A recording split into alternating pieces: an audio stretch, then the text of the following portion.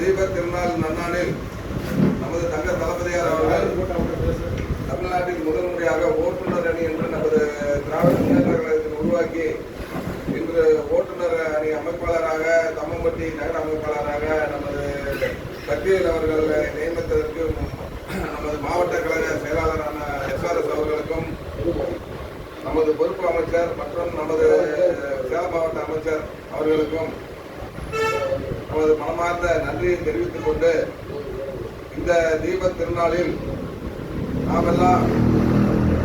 ஒரு உன்னதமான நிகழ்ச்சியை உருவாக்கி நாம் ஓட்டுநர் அணி என்றால் என்ன, ஓட்டுநர் என்றால் நமது அதாவது டிரைவர்னு சொல்லாத ஓட்டுநர்னு நமது தளபதியார் அவர்கள் அதுக்கு ஒரு விளக்கம் சொல்லி உருவாக்கியிருக்கார். நம்மளை எல்லாம் பொறுப்பாக நம்மளை எல்லாம் அழைத்து வாகனத்தில் அழைத்து சென்று இரவு பகல் பாராமல் நம்மளை எல்லாம் கண்விழித்து நமக்கு தேவையான நேரத்தில் தேவையான இடத்தில் நிறுத்தி நமக்கு சிற்றுண்டி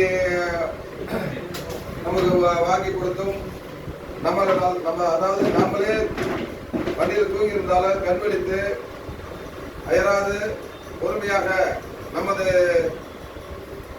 உயிர்களை எல்லாம் காப்பாற்றும் நமது ஓட்டுநர் அவர்களை பாராட்டும் விதமாக இந்த ஒரு நிகழ்ச்சியின் மூலமாக தமிழ்நாடு முழுவதும் இனிமேல் ஓட்டுநர் அப்படின்னா நம்ம சாதாரணமாக நம்ம இது பண்ணக்கூடாது. அவர்களையும் நம்ம நண்பர்களாக நம்ம குடும்பத்தில் ஒருவராக நினைத்து அவர்களுக்கு மரியாதை செலுத்தி நம்மளோடு ஒருவராக வைத்துக் கொண்டால் நம்மளை நம்பி அவரை நம்பி தான் நம்ம எல்லா இதுவும் பயணம் செய்கிறோம். அவர்களுக்கு மரியாதை கொடுக்கும் விதமாக அவர்கள் எதையும் சாதாரணமாக நம்ம எது பேசிடக்கூடாது. அப்படிங்கிற நோக்கத்தில் இந்த தீப திருநாளில் நம்ம எல்லாம் ஒரு சபதம் எடுத்துக்கொண்டு இன்று நாம் உருவாக்கும் இந்த ஓட்டுநருக்கு செலுத்தும் நமக்கு அவர் ஒரு நல்ல நிகழ்ச்சியை தமிழ்நாடுக்குள்ள பாராட்டும் அனைத்து ஓட்டுநர்களுக்கும் இதுபோல் ஒரு நிகழ்ச்சி நடந்தால் அனைவரும் சந்தோஷமாக இருப்பார்கள் என்று கூறிக்கொண்டு நமது தளபதியார் அவர்களின் வழிகாட்டுதலின்படி நமது மாவட்ட கழக செயலாளர் மற்றும் மாநிலங்களவை உறுப்பினர் அண்ணா SRS அவர்களின் தூண்டுதலின் பேரில் நமது ஓட்டுநர் அவர்களுக்கு இந்த பொன்னாடை அணிவித்து நம் காலங்களும் அவர்கள் சிறப்பாக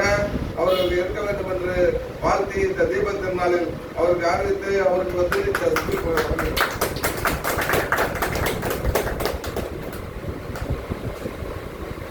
நமது மரியாதைக்குரிய தம்மம்பட்டி வைஸ் சேர்மன் சத்யா ரஞ்சித்குமார் அவர்கள் ஒரு சிற்றுரையாற்றி நமது